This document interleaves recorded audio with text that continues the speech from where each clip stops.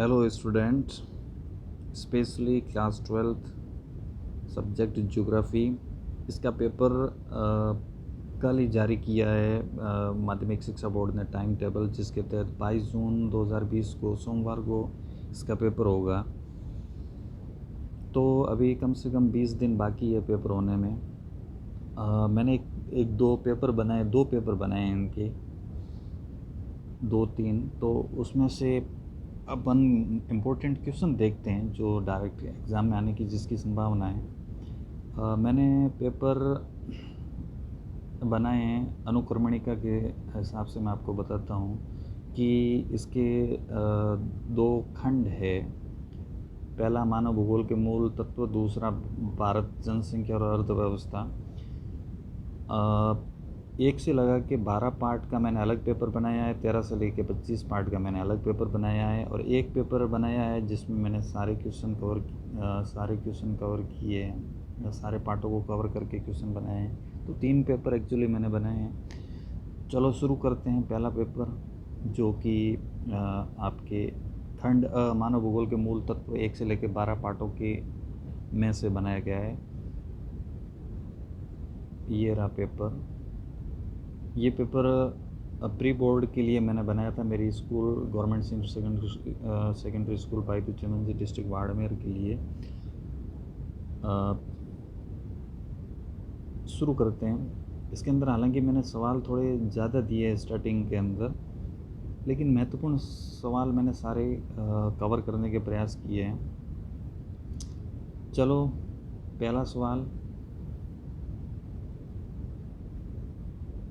मानव भूगोल, चंचल मानव और अस्थायी पृथ्वी के पारस्परिक परिवर्तनशील संबंधों का अध्ययन है। ये कथन किसका है? तो ये कथन एलन कुमारी सैम्पुल, जो कि विद्वान है अमेरिका की। ये रहा पहले पार्ट का सवाल। रेड जेल की शिष्या थी ये, और एलन कुमारी सैम्पुल, इसने ये परिभाषा दी थी। ऐसा एक परिभाषा का सवाल आ सकता है। पॉल विडोल डी लाप्लास, इसकी परिभाषा यहाँ पे दी हुई है ये। और रेड जेल की परिभाषा ये आपको याद होनी चाहिए। नेक्स्ट क्वेश्चन, रुको और जाओ विचारधारा के प्रवर्तक कौन है? तो ग्रिफिथ टेलर प्रवर्तक है, बट यहाँ पे चलते हैं, अपन देखते हैं। ये इतना सारा दे रखा है। पहले मैं आपको बता दूं कि 3 विचारधारा आई थी। पहली थी नियतिवादी, जिसके अंदर आपके प्रकृति पर ज़्यादा जोर दिया गया था मानव के बजाय, कि भाई प्रकृति मानव के सामने बहुत ही मजबूत है। संभववादी विचारधारा के अंदर ये दिखाया गया था कि नहीं, मानव तो तकनीकी के सहयोग से एसी का आविष्कार करके तापमान को बहुत कम ला सकता है, और मतलब मानव को मजबूत बताया गया था प्रकृति के सामने संभववादी विचारधारा में। अगली विचारधारा आती है नवनियतिवादी विचारधारा। यही वो विचारधारा है जिसको रुको और जाओ की संज्ञा दी गई, और इसी विचारधारा का प्रवर्तक था ग्रिफिथ टेलर, जो कि ऑस्ट्रेलियाई विद्वान थे। तो आपको उत्तर मिल गया होगा। नेक्स्ट क्वेश्चन, प्राचीन काल के अंदर मानव भूगोल का जनक किसे कहा गया? चलते हैं, इसका उत्तर देखते हैं। प्राचीन काल के अंदर मानव भूगोल का जो काल है, आप देख रहे हैं 3 भागों में बांटा गया था, प्राचीन, मध्य और आधुनिक काल। अब इसके अंदर प्राचीन काल के अंदर देखते हैं अपन, यहाँ पर ये रहा हिकेटियस, इसका उत्तर है। हिकेटियस ने विश्व के बारे में उपलब्ध भौगोलिक ज्ञान को व्यवस्थित रखने के कारण उन्हें भूगोल का जनक कहा गया। इस तरीके के बीच में से छोटे सवाल पूछे जा सकते हैं, इनके लिए तैयार रहें। अगला सवाल, प्रकृति की डी सवाल है अपना। प्रकृति की तुलना में मानव को अधिक प्रभावी मानने वाली विचारधारा के प्रवर्तक किस देश का निवासी था? तो आप इस सवाल को दोबारा से पढ़ते अपन। प्रकृति की तुलना में मानव को अधिक प्रभावी मानने वाली विचारधारा तो है संभववादी। इसका प्रवर्तक था पॉल विडोल लाप्लास। वो किस देश का निवासी है? फ्रांस। चलो अपन किताब के अंदर से देखते हैं। ये यहाँ रहा, ये यहाँ रहा, आप देख सकते हो कि विडोल्ड डी ब्लॉस एक फ्रांसीसी मानव भूगोलवेत्ता थे जिन्होंने संभववाद की नींव रखी। Okay, next question. एशिया महाद्वीप विश्व में कितने प्रतिशत जनसंख्या को कवर करता है? मुझे जहाँ तक याद है 60%। इसका उत्तर देख सकते हैं अपन यहाँ पे अगले पार्ट के अंदर, जो जनसंख्या वाला आपका पार्ट है इसके अंदर 60% ये रहा, यहाँ पर 60.27% एशिया की जनसंख्या। उसके बाद अफ्रीका की पॉपुलेशन सबसे ज़्यादा है, उसके बाद यूरोप, उसके बाद में उत्तरी अमेरिका, दक्षिण अमेरिका सबसे कम ऑस्ट्रेलिया। चलते हैं नेक्स्ट सवाल। कृषि घनत्व क्या है? इसका उत्तर है, आप जानते हो कि सामान्यतः घनत्व कहते हैं जब जनसंख्या और क्षेत्रफल का अनुपात हम देखते हैं, लेकिन कृषि घनत्व पूछ लिया जाए तो उसके अंदर अपन स्पेशली कृषक जनसंख्या और कृषि भूमि का अनुपात देखते हैं। तो यहाँ पे अपन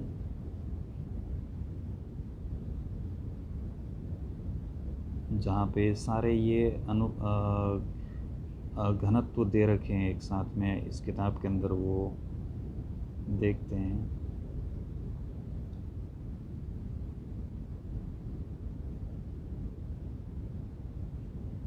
ये यहाँ पे सारे घनत्व देख दिए हुए हैं।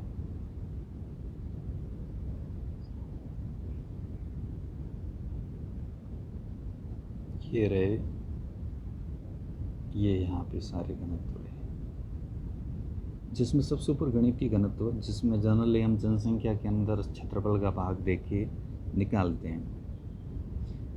ये ऐसा एक सवाल लास्ट ईयर आया था, ये इसी तरीके का सवाल आया था, जिसके अंदर जो जनसंख्या है उसके अंदर क्षेत्रफल का भाग देके और घनत्व निकाला जाता है। लेकिन चूंकि अपना सवाल कृषि जनसंख्या घनत्व का है, तो ये रहा, जिसके अंदर आप ये लिख सकते हो कृषक जनसंख्या बटे कृषि भूमि क्षेत्रफल, ये इसका उत्तर है। यहाँ से एक सवाल बनता है। नेक्स्ट क्वेश्चन, अरीय प्रतिरूप का नामांकित चित्र। तो अरीय प्रतिरूप के अंदर आपको पता है कि एक जो सेंट्रल पॉइंट है उसके चारों दिशाओं के अंदर नदी या सड़क मार्ग के ऊपर जो बस्तियां बसी हुई है या घर चूँकि बने हुए हैं, उससे जो बस्ती का प्रतिरूप विकसित होता है उसे अरीय प्रतिरूप कहते हैं। ये भी अपन किताब के अंदर से देख लेते हैं। जो मानव अधिवास छठा पार्ट है वहाँ से ये सवाल दिया हुआ, ये अपना छठा पार्ट मानव अधिवास, और इसके अंदर ये जो अलग अलग प्रतिरूप है ये अपना अरीय प्रतिरूप, जिसके अंदर ये सड़क मार्ग या नदी हो सकती है, सड़क या रेल मार्ग की संभावना अधिक है, और इसके बीचों बीच घर बने हुए हैं, और ये अरीय प्रतिरूप है। इसमें से बोर्ड अमूमन सवाल पूछता है, एक प्रतिरूप बनाने के लिए कहता है या इनमें से सवाल पूछता है, तो प्रतिरूप तैयार होने चाहिए। और नेक्स्ट क्वेश्चन, चतुर्थक व्यवसाय के उदाहरण। आप सभी जानते हैं कि एक व्यवसाय से संबंधित सवाल बोर्ड हमेशा पूछता है, जिसमें 5 प्रकार के व्यवसाय हम लोग पाते हैं। ये रहे व्यवसाय। प्राथमिक व्यवसाय पशुपालन, आखेट, कृषि, ये आपको पता है। द्वितीय व्यवसाय निर्माण, विनिर्माण, ये आपको पता है। तृतीय व्यवसाय जिसको अप्रत्यक्ष सेवाएं बोला गया है, परिवहन, व्यापार, संचार। फिर ये चतुर्थक सूचना, शोध, प्रबंधन, शिक्षा। जैसे जैसे अपन चतुर्थक पंचम की तरफ जाते हैं वैसे वैसे अपना जो व्यवसाय है वो हाई क्वालिटी के होते जाते हैं और प्रकृति से उनका जुड़ाव कम होता जाता है।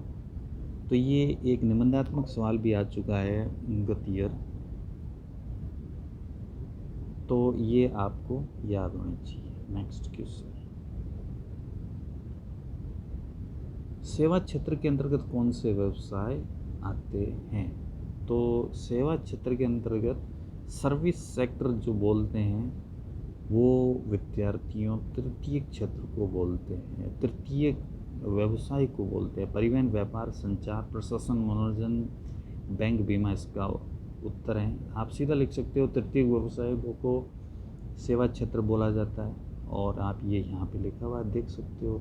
ये द्वितीय व्यवसाय की परिभाषा भी एक बार पूछी थी, जिसमें प्रकृति प्राप्त वस्तुओं का मूल्य संवर्धित करके और जिनका निर्माण किया जाता है वो विनिर्माण उद्योग कहलाते हैं, जिसमें गेहूं से आटा पीस के डबल रोटी बनाना इत्यादि। तृतीय व्यवसाय ये रहा, आप देख सकते हो इसके अंदर ये लिखा हुआ है कि तृतीय व्यवसाय को पहले तो प्रत्यक्ष सेवाएं कहते हैं और इसको सेवा श्रेणी भी कहते हैं। और जबकि चतुर्थिक व्यवसाय को ये साफ लिखा हुआ है, जीन गॉटमैन ने अप्रत्यक्ष सेवाओं को चतुर्थिक व्यवसाय में रखा है। ये चीज़ ध्यान रखने की।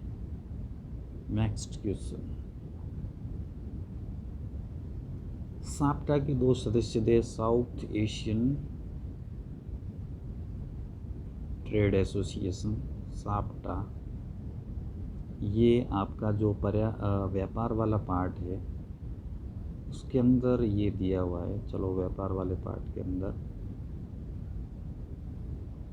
ये यहाँ रहा, ये व्यापार वाला पार्ट है। इसके अंदर से हमेशा सवाल आते हैं, या अंतर्राष्ट्रीय व्यापार के आधार, या फिर पक्ष, या फिर अंतर्राष्ट्रीय व्यापार के लाभ या हानियाँ या प्रकार। गैट या WTO से सवाल पूछा जा सकता है। प्रादेशिक व्यापार समूह के अस्तित्व में आने के कारण का सवाल पूछा जा सकता है। यहाँ पे साफ लिखा हुआ है। ये यहाँ पे बहुत सारे जो अलग अलग प्रादेशिक व्यापार समूह है वो दिए हुए, इन्हीं में से एक है साप्टा, जो सबसे नीचे दिया हुआ है। ये रहा SAPTA, South Asian free trade organisation, जिसके मेंबर है बांग्लादेश, मालदीव, भूटान, नेपाल, भारत, पाकिस्तान और श्रीलंका। जनवरी 2006 में इसकी उत्पत्ति हुई। तो आप ये यहाँ पे सबसे ऊपर आश्रम दे रखा है, सारे पढ़ सकते हो, एक सवाल इनसे भी बनता है। नेक्स्ट क्वेश्चन,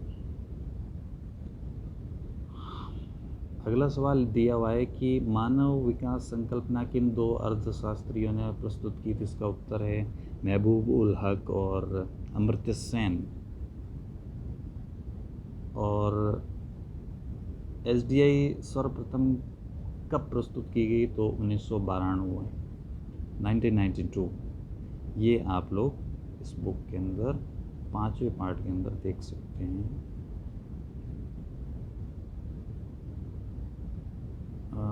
ये रहा आपका 5वां पार्ट।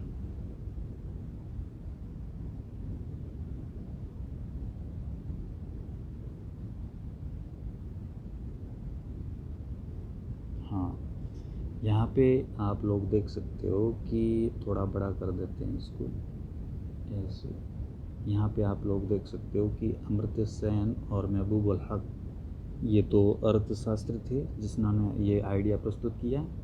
मानव विकास संकल्पना, इसको अपन ऐसे समझ सकते हैं कि किस देश के मानव का विकास किस तरीके का हुआ है, यानी उनका जीवन स्तर कैसा है, यानी वहाँ पर चिकित्सा स्वास्थ्य की सुविधाएं कैसी है, आधारभूत ढांचा कैसा है, लोगों के पास में अवसर की उपलब्धता या अवसर के विकल्प कितने हैं। जैसे कि यहाँ पे आपकी किताब के अंदर परिभाषा के अंदर भी दे रखा है, जिसमें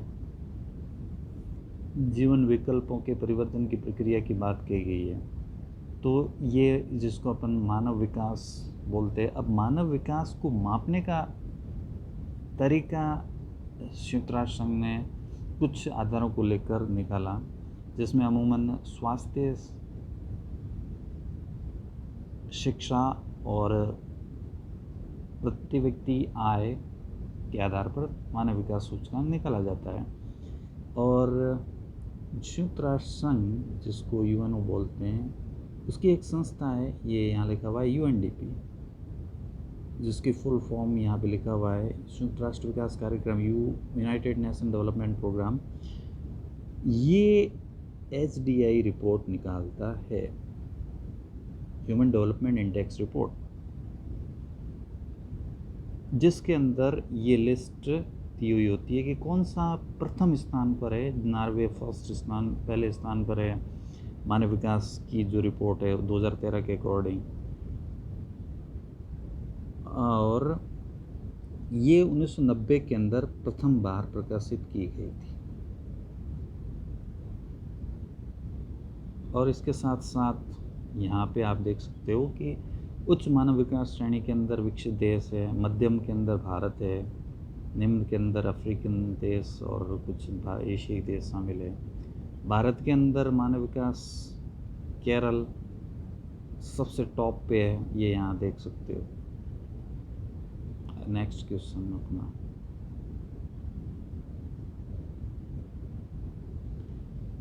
भारत HDI की तीनों श्रेणियों में कौन सी में आता है? अभी अपन ने देखा मध्यम श्रेणी, जो द्वितीय श्रेणी थी उसमें आता है। अगला सवाल, वर्तमान में विश्व में प्रवास का मुख्य कारण क्या है? तो बेरोजगारी ज़्यादा है, रोज़गार प्राप्ति के लिए प्रवास होता है, ये इसका मुख्य कारण है, रोज़गार प्राप्ति। अगला सवाल, ग्रामीण और नगरीय अधिवासों में दो अंतर। तो अपन यहाँ ये लिख सकते हैं कि ग्रामीण जो अधिवास है वहाँ प्राथमिक व्यवसाय अधिक पाए जाते हैं। नगरीय अधिवासों के अंदर गैर कृषि कार्य यानी द्वितीयक और तृतीयक चतुर्थक व्यवसायों के अंदर लोग अधिक संलग्न रहते हैं। दूसरा अंतर ये देख सकते हैं कि ग्रामीण अधिवासों के अंदर जो स्वास्थ्य, चिकित्सा, शिक्षा आदि की सुविधाएं नगरीय अधिवासों की अपेक्षाकृत कम पाई जाती है। ग्रामीण अधिवासों के अंदर जो अधिवास बने हुए होते हैं वो ग्रामीण अधिवास के अंदर पास नहीं होते, दूर दूर होते हैं, जबकि नगरीय अधिवास के अंदर अधिवास बिल्कुल पास में होते हैं, एकीकृत होते हैं, जबकि ये प्रकीर्ण होते हैं इस तरीके से। अगला सवाल, HDI और UNDP की फुल फॉर्म मैं पहले से ही बता चुका हूँ। HDI की है ह्यूमन डेवलपमेंट इंडेक्स, जो कि जारी करता है UNDP, United Nation development programme, संयुक्त राष्ट्र विकास कार्यक्रम, जो कि UN की संस्था है। अगला सवाल है, स्थानीय प्रवास का एक उदाहरण दो। तो स्थानीय प्रवास आपके बोला जाता है लोकल लेवल पे जो प्रवास होता है, जैसे कि बिहार के लोग महाराष्ट्र जाके जो आपके मजदूरी करते हैं वो मान सकते हैं, या फिर डिस्ट्रिक्ट से डिस्ट्रिक्ट एक ही स्टेट के अंदर जो प्रवास होता है वो अपन उसको समझ सकते हैं लोकल, या फिर एक गांव से दूसरे गांव, ये भी एक तरीके का लोकल प्रवास है जिस रोज़गार प्राप्ति के लिए अमूमन किया जाता है। नेक्स्ट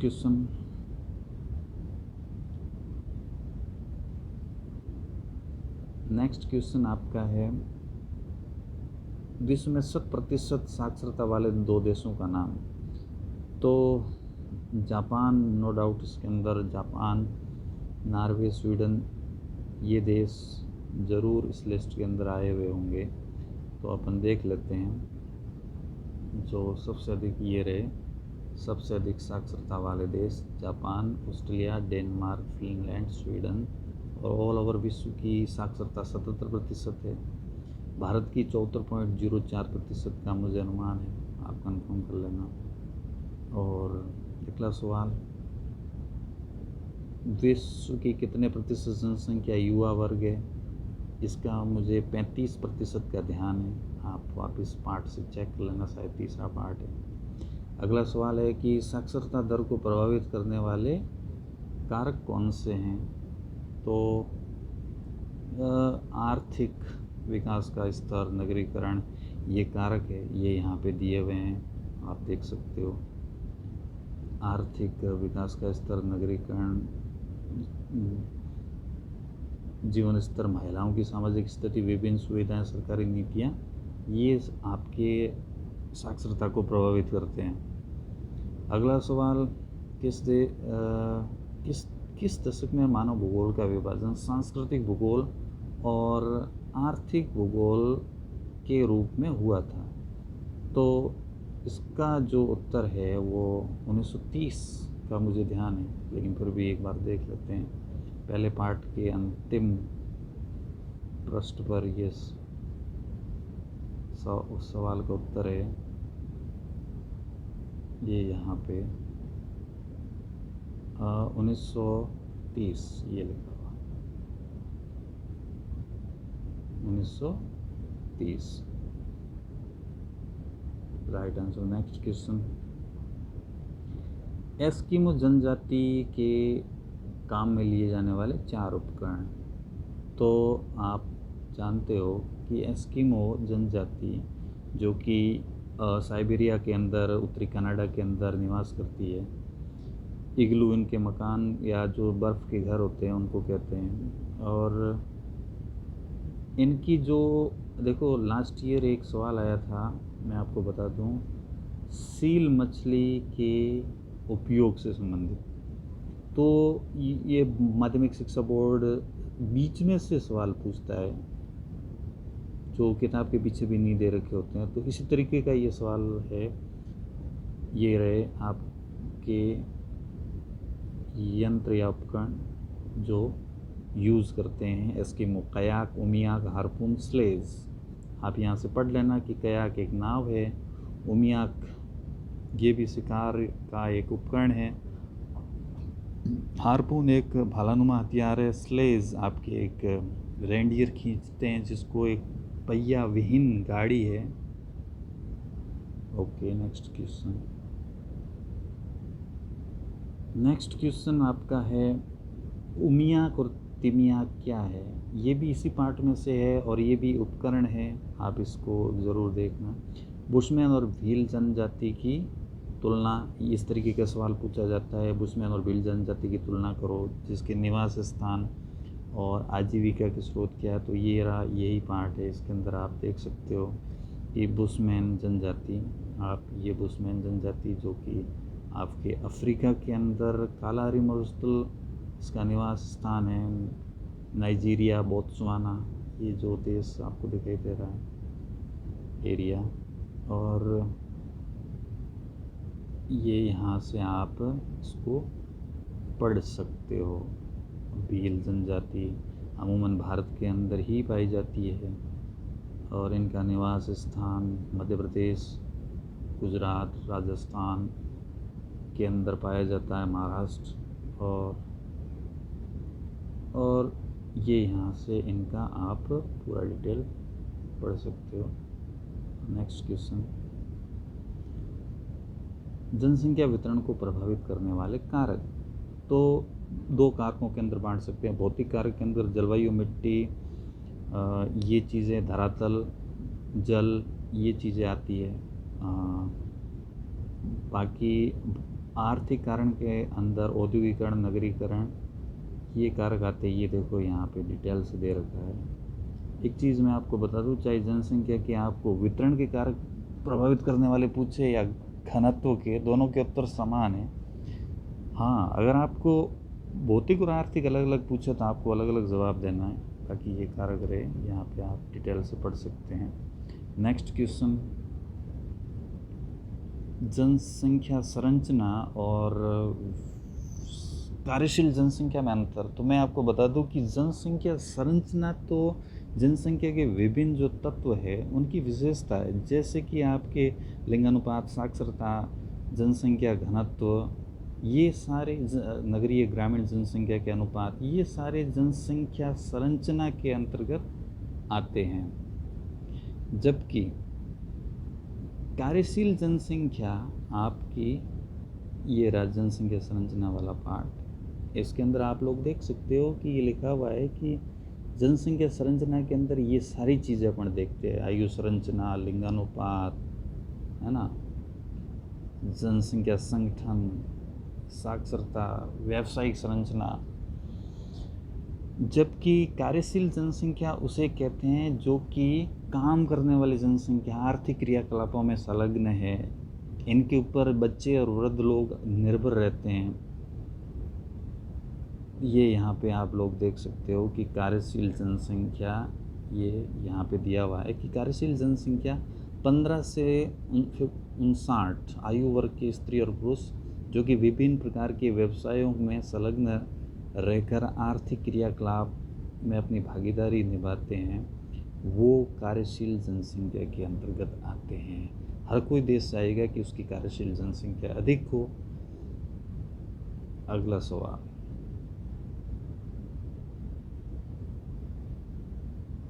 उत्प्रवास और आप्रवास में क्या अंतर है? उत्प्रवास का मतलब होता है जैसे कि भारत से अमेरिका जाना, ये उत्प्रवास है, और अमेरिका से भारत के लोगों का वापस भारत आना ये आप्रवास है। आप समझ गए होंगे। और बाकी आप प्रवास वाले पार्ट के अंदर इसको डिटेल से देख सकते हैं। ये यहाँ पे उत्प्रवास और आप्रवास की परिभाषाएं दी हुई है। और नेक्स्ट क्वेश्चन आपका, प्रवास के 4 परिणाम बताइए। ये इम्पोर्टेंट सवाल है। इसके प्रवास के 4 परिणाम ये यहाँ पे दिए हुए हैं। इस पार्ट का इम्पोर्टेंट सवाल ये रहे, सिंपल से हैं। जनसंख्या संतुलन बिगड़ता है क्योंकि जिस स्थान से लोग आते हैं वहाँ जनसंख्या कम, और जहाँ कर बसते हैं वहाँ जनसंख्या ज़्यादा बढ़ा देते हैं। जैसे कि बॉम्बे और दिल्ली के ऊपर जनसंख्या प्रवास के कारण जनसंख्या का दबाव बढ़ा है। प्रवासन के कारण एक स्थान से दूसरे स्थान पर अपन देखते हैं कि जो लोग अपनी जो परंपराएं हैं, रीति रिवाज, भाषा, वो साथ में ले जाते हैं, वहाँ के लोगों पर असर डालते हैं, तो संस्कृति का आदान प्रदान होता है। तीसरा, वेशभूषा, खान पान, इनका आदान प्रदान एक दूसरे के लोगों के ऊपर प्रभाव होता है। बाकी जनसंख्या दबाव, बेरोजगारी, निर्धनता, प्रवासन के कारण समस्याएं बढ़ती है। तो ये यहाँ से आप इस चीज़ को पढ़ सकते हैं। नेक्स्ट क्वेश्चन,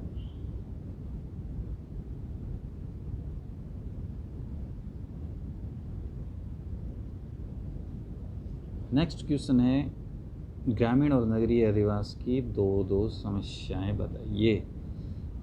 ग्रामीण अधिवासों की समस्याएं, आपको पता है कि वहाँ सुविधाएं, चिकित्सा, स्वास्थ्य, जल, परिवहन की कम पाई जाती है। नगरीय अधिवासों के अंदर अपराध ज़्यादा पाए जाते हैं। नगरीय अधिवासों के अंदर पर्यावरण प्रदूषण की समस्याएं ज़्यादा पाई जाती है। बाकी अपन लोग देख लेते हैं।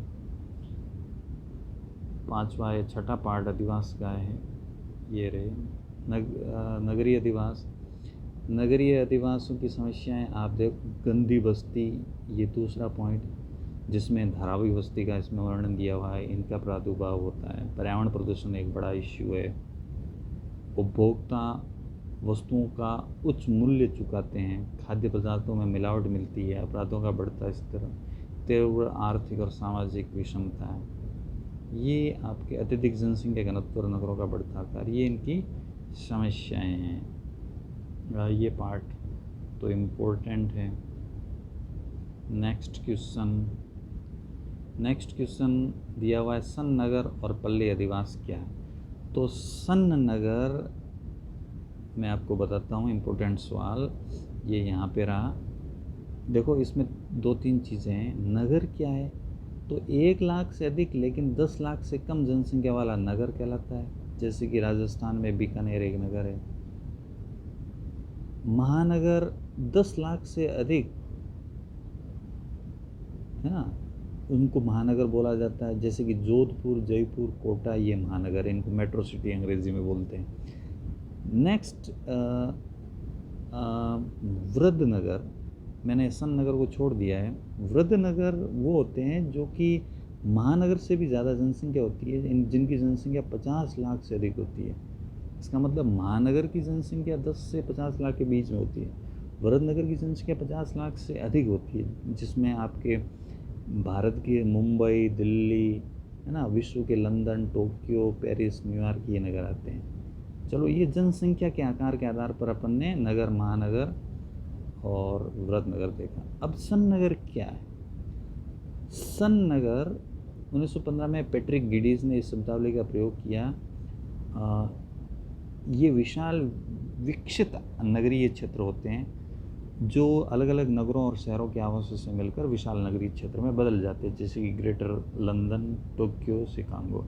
तो इसमें मैं आपको ऐसे उदाहरण दे सकता हूँ कि दिल्ली और गुड़गांव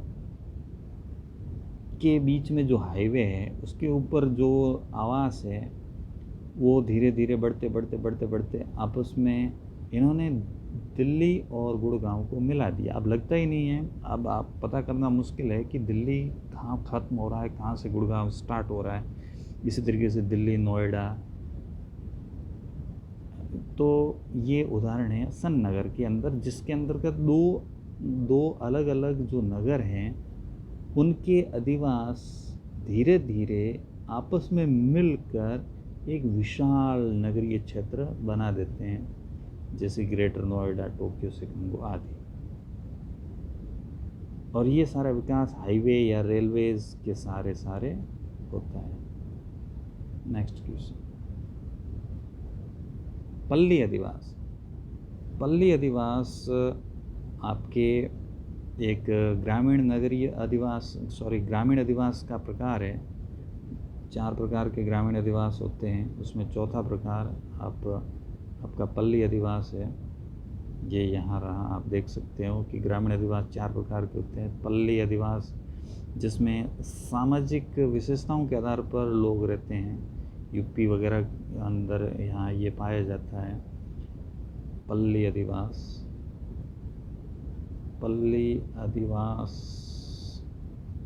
ये यहाँ रहा पल्ली अधिवास।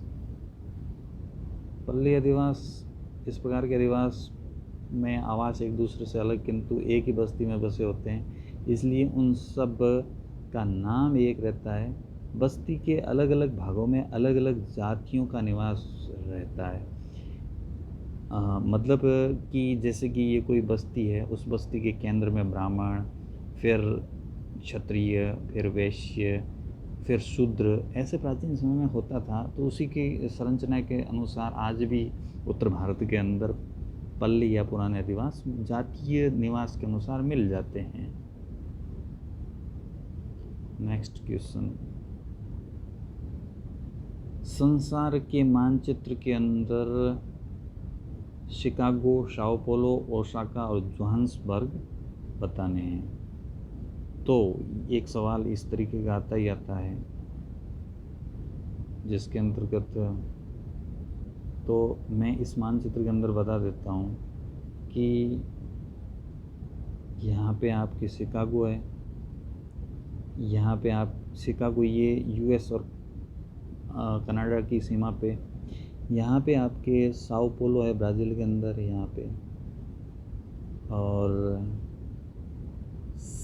लॉस एंजलिस और सैन फ्रांसिस्को यहाँ पे हैं, अमेरिका के 2 मुख्य नगर जो कि पश्चिमी किनारों पर स्थित है। ओसाका जापान का शहर है जो कि यहाँ पे स्थित है। मास्को रूस की राजधानी, और क्या था, जोहान्सबर्ग दक्षिण अफ्रीका का शहर यहाँ पे का स्थित है। अगला सवाल, उद्योगों की अवस्थिति को प्रभावित करने वाले 4 कारक। कोई उद्योगपति उद्योग कहाँ लगाए या कौन से कारक उसे प्रभावित करते हैं? तो जलवायु, जल, पूंजी, परिवहन, सरकारी नीतियाँ, कच्चा माल, ये सारी चीज़ें प्रभावित करते हैं। ये अपन देख लेते हैं। इसके अंदर जो आपकी 6ठा या 7वां पार्ट है, 8वां, ये रहा द्वितीय व्यवसाय। इसके अंदर ये रहे उद्योगों को प्रभावित करने वाले कारक, जिसमें बाजार, परिवहन, शक्ति के साधन, जिसमें कोयला या बिजली, कच्चा माल, सरकारी नीतियाँ, उच्च तकनीक, जलवायु, जलापूर्ति, पूंजी और कुशल श्रमिक आते हैं। नेक्स्ट क्वेश्चन, जनसंख्या संक्रमण सिद्धांत के अंदर भारत तीसरी अवस्था में है, और इनकी जनसंख्या संक्रमण सिद्धांत की अवस्थाओं का वर्णन करो।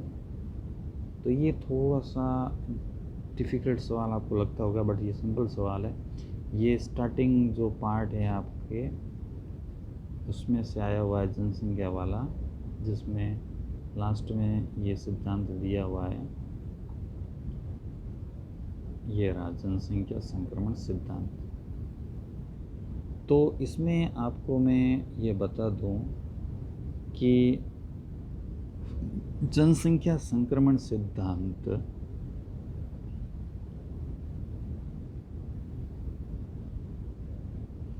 जनसंख्या संक्रमण सिद्धांत ये बताता है कि किस तरीके से 17वीं शताब्दी के अंदर एक कोई देश, मान लो वो अमेरिका ही क्यों नहीं हो, या फिर 15वीं शताब्दी के अंदर यूरोपियन देश जो कि अशिक्षित और ग्रामीण खेतिहर थे, और किस तरीके से वो आज के समय में शिक्षित और नगरीय औद्योगिक देश बने। लेकिन उस दौरान बीच में जनसंख्या का जो परिवर्तन हुआ जन्म और मृत्यु दर के अंदर, वो चीज़ अपन देखेंगे। एक पैटर्न ढूंढने का प्रयास करते हैं अपन कि एक अशिक्षित ग्रामीण खेतिहर देश जब शिक्षित नगरीय औद्योगिक देश बनता है, तो वो किन जनांकीय विशेषताओं से गुजरता है। तो इसको 5 अवस्थाओं, इस अवस्था में ये सिद्धांत के अंदर पाई जाती है। इसमें आप देख सकते हो कि पहली जो इस ग्राफ के अंदर अपन आसानी से समझ सकते हैं, जो प्रथम अवस्था है, इसके अंदर आप देख सकते हो कि देखो इसके अंदर इधर समय बता रहा है, और इधर जो है यहाँ पे आपके उच्च और जन्म दर और मृत्यु दर ये बताएगी, ये 10, 20, 30, 40, 50। तो आप इस ग्राफ के अंदर देख सकते हो कि यहाँ पर ये जन्म दर और मृत्यु दर दोनों उच्च है। तो जब प्रथम अवस्था के अंदर जन्म दर और मृत्यु दर उच्च है वो पाई जाती है, और दूसरी अवस्था के अंदर जन्म दर उच्च है, तीसरी अवस्था के अंदर जन्म दर अभी भी उच्च है, लेकिन मृत्यु दर द्वितीय अवस्था के अंदर गिरती हुई प्रतीत हो रही है। इसलिए यहाँ पे आप देखो गिरती हुई मृत्यु दर देखा है। तीसरी अवस्था के अंदर मृत्यु दर आपके मध्यम मृत्यु दर होती है, यहाँ पे मध्यम लिखा है। चौथी के अंदर आप देख सकते हो कि मृत्यु दर बिल्कुल निम्न हो जाती है गिरकर, लेकिन जन्म दर यहाँ पे अब आपको मध्यम गिरती हुई दिखेगी, और अंतिम अवस्था के अंदर जन्म दर और मृत्यु दर दोनों गिरकर निम्न हो जाती है, जैसे कि इसके अंदर लिखा हुआ है निम्न जन्म दर और निम्न मृत्यु दर। तो अपन ये देख सकते हैं कि पहली अवस्था के अंदर जन्म दर और मृत्यु दर उच्च पाए जाते हैं। तो 15वीं शताब्दी 16वीं शताब्दी के अंदर जब जन्म दर इसलिए उच्च होते हैं कि जन्म दर तो जनरली कोई साधन थे नहीं, चिकित्सकीय सुविधाएं जिससे जन्म दर कंट्रोल हो सके, और चूँकि चिकित्सकीय सुविधाएं नहीं थी तो मृत्यु दर भी अधिक थी, लोग भी अधिक मरते थे। इसलिए जन्म दर और मृत्यु दर पहली अवस्था के अंदर उच्च पाए जाते हैं। लेकिन जैसे जैसे चिकित्सकीय सुविधाएं बढ़ती है तो जन्म दर तो वैसे ही रहती है, लेकिन मृत्यु दर को कंट्रोल कर लिया जाता है, तो इसलिए पहले मृत्यु दर गिरती है। लेकिन अंततः एक समय बाद में जन्म दर भी गिरती है, और आप आज के समय में यूरोपियन देश, जापान आदि के अंदर निम्न जन्म दर और मृत्यु दर को देख सकते हैं। भारत अभी भी तीसरी अवस्था के अंदर है। ये यहाँ पे भारत, श्रीलंका, केन्या आदि को यहाँ पे बताया दे रखा है। तो आप देशों के नाम और इनकी अवस्थाएं यहाँ से पढ़ सकते हो। नेक्स्ट क्वेश्चन, अंतर्राष्ट्रीय व्यापार के 3 लाभ और 3 हानियाँ। अंतर्राष्ट्रीय व्यापार का जो पार्ट है वो इस खंड पहले का अंतिम पार्टों में से एक है, और यहाँ पर आपको अंतर्राष्ट्रीय व्यापार के लाभ और हानियाँ, यहाँ आधार, ऐसा सवाल एक ज़रूर पूछा जाता है, अंतर्राष्ट्रीय व्यापार के प्रकार। तो यहाँ पे ये देख सकते हैं कि अंतर्राष्ट्रीय व्यापार के लाभ या हानियाँ। तो सबसे पहले लाभ को अपन देखते हैं, उत्पादन में वृद्धि। अंतर्राष्ट्रीय व्यापार करने से उत्पादन में वृद्धि होगी, राष्ट्रीय आय में वृद्धि होगी, जो अतिरिक्त उत्पादन होगा उसका अपन निर्गम कर सकते हैं, संसाधनों का कुशल प्रयोग होगा, श्रम विभाजन और विशिष्टीकरण के लाभ होंगे, बाजार का विस्तार होगा, बड़े पैमाने पर उत्पादन होगा, ये सारे लाभ हैं। अब हानियाँ, प्राकृतिक संसाधनों का अत्यधिक विदोहन होगा, देश का एकांकी विकास हो सकता है। मान लो किसी चीज़ के अंदर देश का विशिष्टीकरण हासिल है उत्पादन के अंदर, तो भारत देश उसी का उत्पादन करेगा, बाकी चीज़ें जो भारत के अंदर महंगी बनती है वो विदेशों से आयात कर लेगा। लेकिन आपातकालीन स्थिति के अंदर बाहर से आयात की जाने वाली चीज़ों पर रोक लग गई तो देश के अंदर एक समस्या पैदा हो सकती है। इसलिए अपन बोलेंगे कि विशिष्टीकरण का उत्पादन करने से देश का एकांकी विकास होता है और विदेशी निर्भरता बढ़ती है, विदेशी प्रतियोगिताओं का प्रतिकूल प्रभाव, राजनीतिक दासता बढ़ती है। नेक्स्ट क्वेश्चन,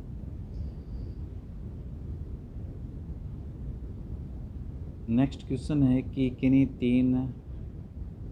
किन्हीं दो कृषि की तीन विशेषता है। तो बागायती जीवन निर्वाह, दुग्ध कृषि, विस्तृत वाणिज्यिक अनाज कृषि यहाँ पे दे रखी है। मैं आपको बता दूं कि विस्तृत वाणिज्यिक अनाज कृषि के अंदर बड़े बड़े फार्म होते हैं जिसके अंतर्गत मशीनीकरण भरपूर उपयोग होता है। विकसित देशों के अंदर ये की जाती है, जैसे कि अमेरिका के अंदर मक्का और गेहूं का उत्पादन इसी विस्तृत वाणिज्यिक कृषि के अंतर्गत किया जाता है। और इसके विपरीत जीवन निर्वाह कृषि, जो कि एशिया के अंदर अमूमन जनसंख्या ज़्यादा जिन देशों के अंदर होती है, जैसे कि भारत और दक्षिण एशियाई देश है, मानसूनी देश, वहाँ पर मानसूनी वर्षा वाले देश, वहाँ पर ये जीवन निर्वाह कृषि की जाती है, जहाँ पर मुख्यतः गेहूँ और चावल और अन्य खाद्यान्न प्रधान फसलों का उत्पादन, मानवीय श्रम प्रधान इस खेती को अपन कह सकते हैं। दुग्ध कृषि को एक तरीके से डेयरी फार्मिंग अपन बोल सकते हैं। डेनमार्क, ऑस्ट्रेलिया और यूरोपियन डेवलप्ड कंट्रीज़ के अंदर गायों को और दूध देने वाले पशुओं को वैज्ञानिक तरीक़ों से रखा जाता है और उच्च स्तरीय वैज्ञानिक प्रबंधन वाली ये कृषि मानी जाती है और दूध को इकट्ठा करके और फिर उनका निर्यात किया जाता है। बागायती कृषि आपको पता है कि ये अंग्रेज़ों के द्वारा शुरू की गई थी। भूमध्य रेखीय प्रदेश, इक्वेटोरियल एरिया के अंदर भारत और जो कि श्रीलंका, इंडोनेशिया, मलेशिया, यहाँ इन एरियाओं के अंदर, कुछ अफ्रीकन देशों के अंदर या दक्षिण अमेरिकन देशों के अंदर गरम मसाले और इनके जो उदाहरण हैं बागायती फसलों के, जो बागान लगाते थे, केला, कॉफ़ी, कहवा, इलायची, इस तरीके की जो फसलें थी जिसमें उच्च वैज्ञानिक प्रबंधन की आवश्यकता होती थी, ये भी श्रम प्रदान और उच्च इसमें पूंजी का निवेश अधिक चाहिए था, जो कि यूरोपियन लोगों के द्वारा वहाँ पर वैसा क्लाइमेट या जलवायु नहीं थी, इसलिए उन्होंने इस एरिया के अंदर इन चीज़ों की शुरुआत की। तो अगर अपन यहाँ इसके अंदर देखना चाहें कृषि के अंदर, कृषि वाले पार्ट के अंदर, तो देख सकते हैं कि इसकी क्या क्या विशेषताएं हैं।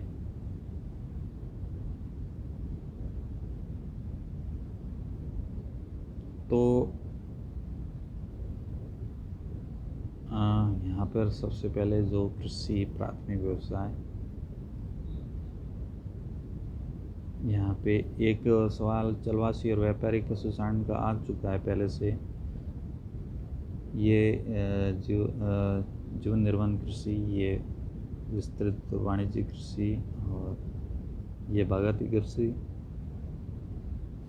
भारी पूंजी निवेश, उच्च प्रबंधन, तकनीकी, बहुत बड़ी श्रमिकों की आवश्यकता, एकल फसली, इलायची, काली मिर्च, गन्ना, रबड़, कहवा, नारियल, केला, इसके उदाहरण हैं। ये दक्षिण एशियाई देशों के अंदर ये पैदा की जाती है। Okay, next question. इस उद्योगों का वर्गीकरण कर आकार के आधार पर उद्योगों का वर्णन करो। तो ये सवाल एक उद्योगों वाले पार्ट से बनता है। इसके अंदर ये अपना सबसे बेटर उद्योगों का वर्गीकरण। इसके अंदर अपन देख सकते हैं कि आकार के आधार पर उद्योग अलग वर्गीकरण है, कच्चे माल के आधार पर अलग है, उत्पाद के आधार पर अलग है, स्वामित्व के आधार पर अलग है। मैं आपको बताऊं कि स्वामित्व के आधार पर कि ऊपर मालिक कौन है, अगर सरकार मालिक है तो उसको सार्वजनिक क्षेत्र के उद्योग बोलेंगे, अगर प्राइवेट इंडस्ट्री है तो उसको निजी क्षेत्र का उद्योग बोलेंगे, अगर दोनों मिलकर कर रहे हैं तो वो संयुक्त क्षेत्र का उद्योग। उत्पाद के आधार पर मूलभूत उद्योग, लौह इस्पात उद्योग, बाकी वाले उद्योगों को उपभोक्ता सामान, ये उद्योग। कच्चे माल, अगर खनिज आधारित उद्योग है तो उसको भी आगे धात्विक और अधात्विक के आधार पर आगे वर्गीकरण करते हैं। रसायन आधारित उद्योग है ना, नमक, कृत्रिम रेशा, रासायनिक उर्वरक। वन आधारित उद्योग, वनों से जो कच्चा माल मिलता है, इमारती लकड़ी, लाख, उसके आधारित ये वन आधारित उद्योग होंगे। पशु आधारित उद्योग ये हो गए। अब ये सवाल पूछा है आपको कि आपको क्या करना है। सबसे पहले तो ये सारणी बनानी है। ये पूरा का पूरा आपने बना दिया। उसके बाद में आपको केवल सवाल ये कह रहा है इनका वर्णन करना। अमूमन इसी का ही परीक्षाओं के अंदर मुख्यतः पूछा जाता है। तो कुटीर उद्योग सबसे पहले किसको बोलेंगे अपन, जिसमें परिवार के लोग है ना, केवल परिवार के लोग मिलकर एक छोटा मोटा कोई उद्योग धंधा चलाते हैं, जिसमें कम पूंजी निवेश होता है, कोई मशीनीकरण नहीं होता है, जैसे कि बीड़ी बनाने का उद्योग, अगरबत्ती बनाने का उद्योग, कोई दरी निर्माण, छोटा मोटा इस तरीके का उद्योग कुटीर या घरेलू उद्योग कहलाते हैं। उसके बाद में छोटे पैमाने के उद्योग, जिसके अंतर्गत थोड़ी लेबर, यहाँ पे श्रमिक काम करते हैं, जिसमें मध्यम किस्म का पूंजी निवेश होता है, मशीनीकरण अपेक्षाकृत कम होता है। फिर बड़े पैमाने के उद्योग, जो बड़े बड़े उद्योग होते हैं जिसके अंदर उच्च मशीनीकरण होता है, श्रमिक अधिक होते हैं, श्रम अधिक होता है, लेबर अधिक काम करती है, पैसा अधिक निवेश किया जाता है इन बड़े बड़े सीमेंट, लौह इस्पात उद्योग, जो कि भिलाई, बोकारो उसके यहाँ पर इंडिया के अंदर है। Next question.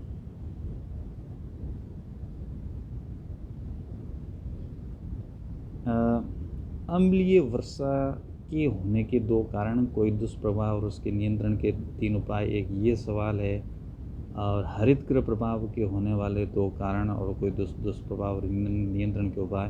तो ये जो पर्यावरणीय समस्याओं वाला पार्ट है, वहाँ से ये सवाल सबसे इम्पोर्टेंट सवाल यही बनते हैं। पर्यावरणीय जो समस्याएं, जो आपका 12वां पार्ट है, इसके अंदर जो सबसे इम्पोर्टेंट सवाल ही बनता है आपका ये। इसके अंदर वायु प्रदूषण, ध्वनि प्रदूषण हो गया, ये रहा यहाँ आपका हरितगृह प्रभाव, और यहाँ पे ये रहा अम्लीय वर्षा। अम्लीय वर्षा के अंदर आप देख रहे हो कि क्या हो रहा है कि SO2 है ना, सल्फर डाइऑक्साइड, और NO2, इन दोनों के साथ में H2O यानी जल, वो मिलके एक तो सल्फ्यूरिक अम्ल बनाता है और एक नाइट्रिक अम्ल बनाता है। जब SO2 के साथ में H2O मिलता है तो फिर H2SO4, जिसको अपन गंधक या तेज़ाब कहते हैं, सल्फ्यूरिक अम्ल बनता है। और जब ऐसी चीज़ें बारिश के पानी के साथ में आएगी तो चूँकि ज़मीन को भी नुकसान पहुंचाएगी, इमारतों को भी नुकसान पहुंचाएगी, इसलिए आगरा का ताजमहल अम्लीय वर्षा के कारण, कानपुर और आसपास के उद्योगों की वजह से खराब हो रहा है, ऐसा चर्चा में आया था बीच में। तो अम्लीय वर्षा का उत्तरदायी कारक ये 2-3 गैसें हैं, जिसमें सबसे इम्पोर्टेंट सल्फर डाइऑक्साइड और नाइट्रिक ऑक्साइड है। उसके बाद कार्बन डाइऑक्साइड भी है। तो ये सल्फर डाइऑक्साइड और नाइट्रिक ऑक्साइड जल के साथ में मिलके H2SO4 और HNO3, जिसको क्रमशः सल्फ्यूरिक अम्ल और नाइट्रिक अम्ल कहते हैं, ये बनता है, जो कि प्राणी और जीव जंतु जगत के लिए नुकसानदायक है। और इनके यहाँ से आप ये आप पढ़ सकते हो प्रभाव। संभावित समाधान सबसे ज़्यादा ज़रूरी क्या समाधान होने चाहिए, S2 और NO2 पे कंट्रोल किया जाए, सौर ऊर्जा और पवन ऊर्जा पे बढ़ावा दिया जाए, व्यक्तिगत वाहनों को बढ़ावा दिया जाए, और इसके साथ साथ में अम्लीयता बढ़ गई है वहाँ पानी के अंदर चूना मिलाया जाए, ये उपाय है। हरित गृह प्रभाव हर जगह पूछा जाता है, पॉलिटिकल साइंस के अंदर भी है, करंट जीके के अंदर भी है, ज्योग्राफी के अंदर भी है। तो हरित गृह प्रभाव के अंदर क्या होता है, ये जैसे कि मान लो सूरज है, सूरज से जो किरणें रेडिएशन निकलती है और हमारी धरती के ऊपर पृथ्वी के ऊपर आती है सूरज से, सन, तो बीच में एक परत है, इसको कहते हैं ग्रीन हाउस गैसों की परत। इसके अंदर कौन कौन सी गैसें है ये यहाँ पे लिखा हुआ है, आप पढ़ सकते हो। ये गैसें हैं कार्बन डाइऑक्साइड, जल वाष्प, नाइट्रोजन ऑक्साइड, मीथेन, ये गैसें हैं। तो ये गैसें, इन गैसों की परत ये सूरज से आने वाली किरणों को आने तो देती है क्योंकि ये लघु तरंगें होती है, सौरिक विकिरण, लेकिन पृथ्वी से टकराने के बाद ये पुनः परावर्तित होकर जब अंतरिक्ष की ओर लौटती है तब ये जो परत है इन किरणों को रोक लेती है और पुनः धरातल की ओर परावर्तन कर देती है इन किरणों का, जिससे धरती का तापमान लगातार बढ़ता है, जिसको ग्लोबल वार्मिंग या भूमंडलीय ऊष्मन या तापन अपन बोलते हैं। तो ग्रीन हाउस प्रभाव आप समझ गए होंगे कि किस तरीके से सूरज से आने वाली विकिरणों को ये परत नहीं रोकती, परंतु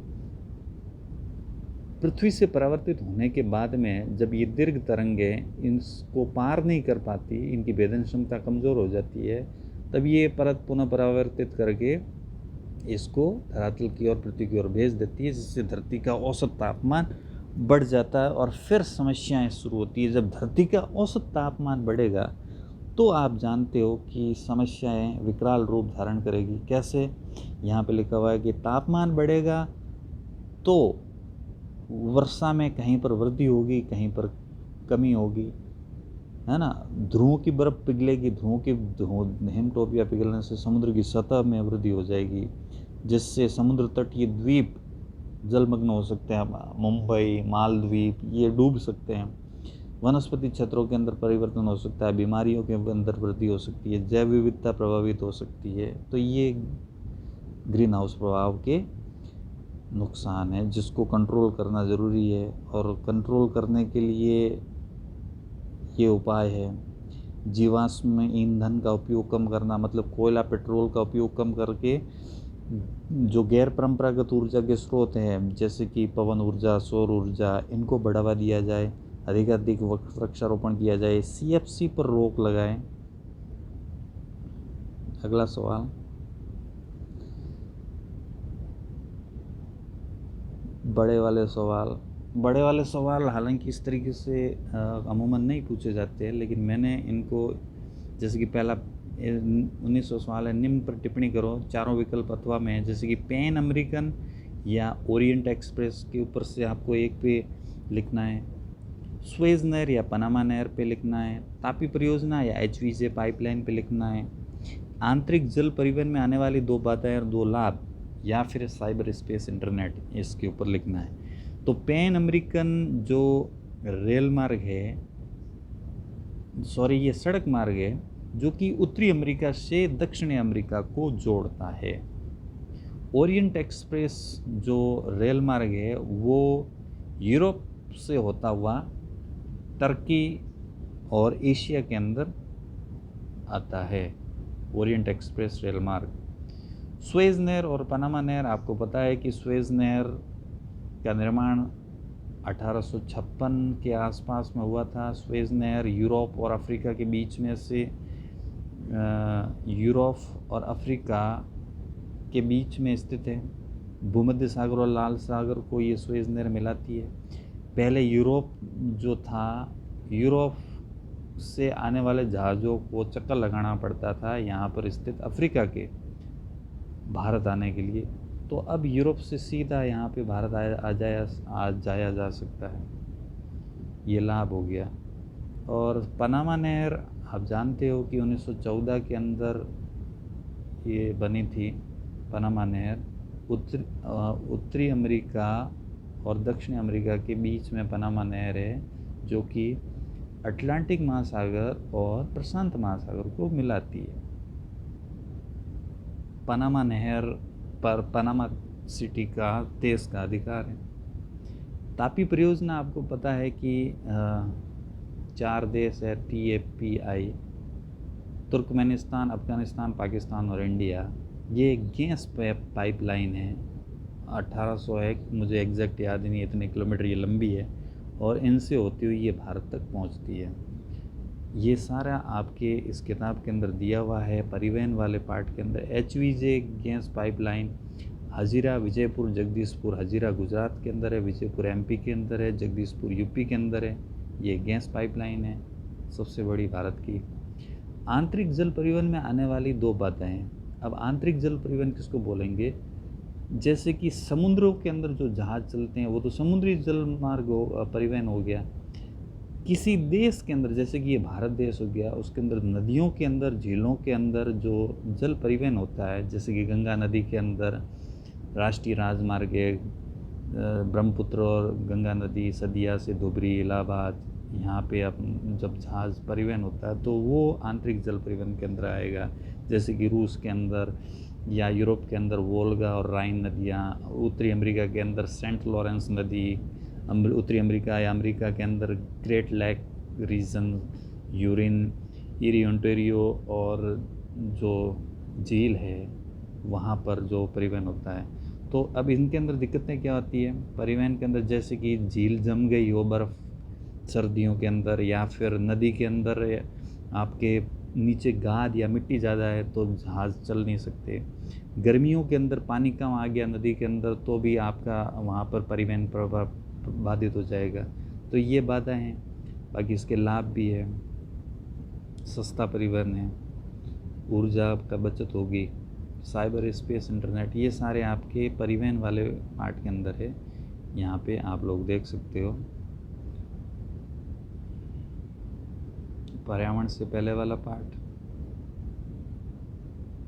व्यापार, और उससे पहले वाला पार्ट ये। यहाँ पे आप इसको देख सकते हो कि साइबर स्पेस, इंटरनेट, जो सारा इंटरनेट ही एक तरीके से है जिस पे अपन ऑडियो, वीडियो और मैसेज कुछ सेकंड के अंदर सोशल मीडिया के थ्रू एक दूसरे को भेज सकते हैं। और इसका उपयोग बैंक, शिक्षा, हर जगह, हर संस्थान के अंदर, रेलवेज़, सरकारी डिपार्टमेंट के अंदर इसका उपयोग फ़िलहाल हो रहा है। तो ये साइबर स्पेस, इंटरनेट हो गया। उसके बाद में ये पाइपलाइन का हो गया, जिसके अंदर मैंने आपको पूछा था HVJ और तापी, यहाँ से आप पढ़ सकते हो। इसके अतिरिक्त आपसे मैंने इस परिवहन वाले पार्ट के अंदर ये पूछा था ओरिएंट एक्सप्रेस, ये आप देख सकते हो कहाँ से कहाँ तक है। इसके अतिरिक्त मैंने पूछा था पनामा नहर और सुएज़ नहर के बारे में, तो ये यहाँ पर आपको सुएज़ नहर का वर्णन मिल जाएगा और यहाँ पे आपको पनामा नहर का वर्णन मिल जाएगा। पनामा नहर के अंदर एक चीज़ मैं भूल गया कि लॉक सिस्टम है।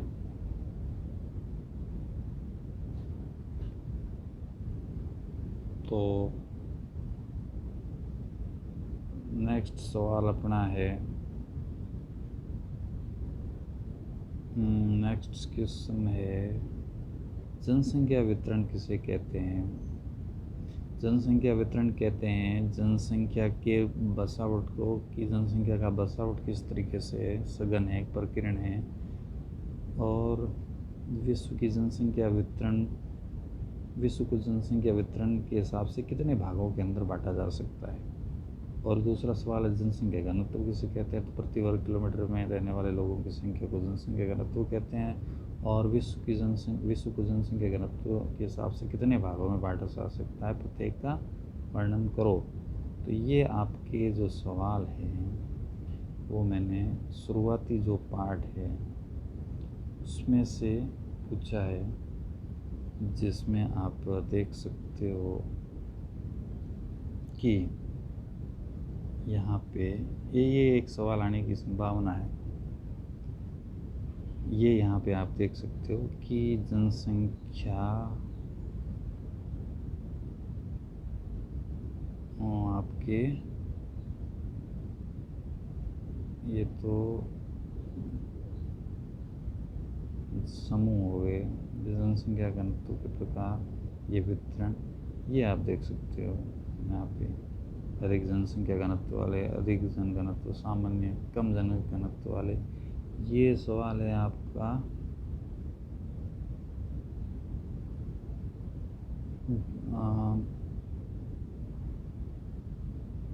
जनसंख्या घनत्व के वितरण के हिसाब से। वितरण का देखें तो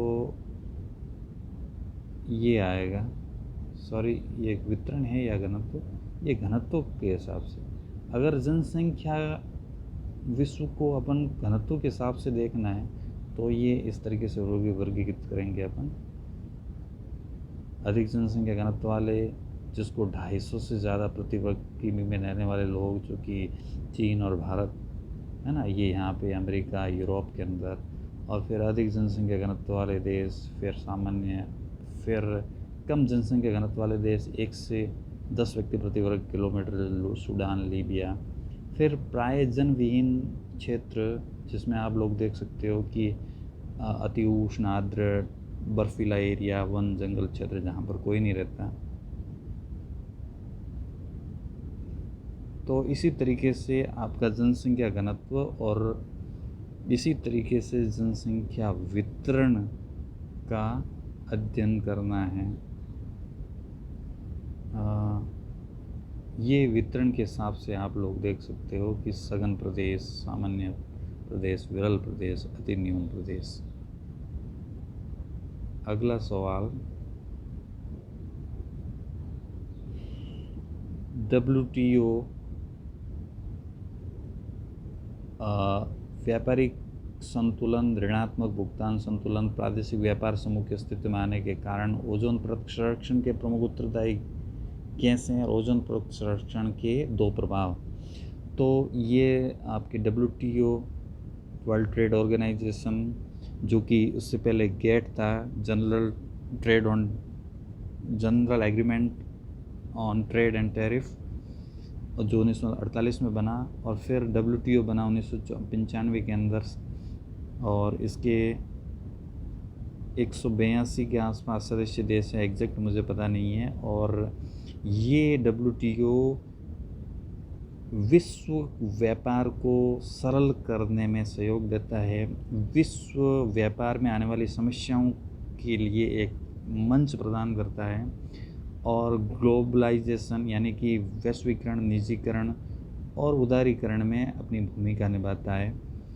और व्यापार संतुलन अपन उसको कहेंगे कि एक देश द्वारा एक वित्तीय वर्ष के अंदर कितने आयात किए और कितने निर्यात किए, अगर उस देश के आयात अधिक है निर्यात की बजाय, तो वो ऋणात्मक भुगतान संतुलन कहलाएगा। और प्रादेशिक व्यापार समूह के अस्तित्व में, जैसे कि ये साप्टा है, ये क्यों आए? क्योंकि जो वैश्विक संस्थान है जैसे कि WTO, इन्होंने अपना काम सही ढंग से नहीं किया, इसलिए आए। और कुछ व्यापारिक अंतर्राष्ट्रीय स्तर पर जो दिक्कतें थी, उसकी वजह से लोकल लेवल पर साप्टा, EU, आसियान, ये देश अस्तित्व में आए। और फिर ओजोन गैस क्षरण के प्रमुख उत्तरदायी गैसें आपको पता है, हैलोजेनिक गैसें हैं, जिसमें ये क्लोरीन और कुछ गैसें हैं।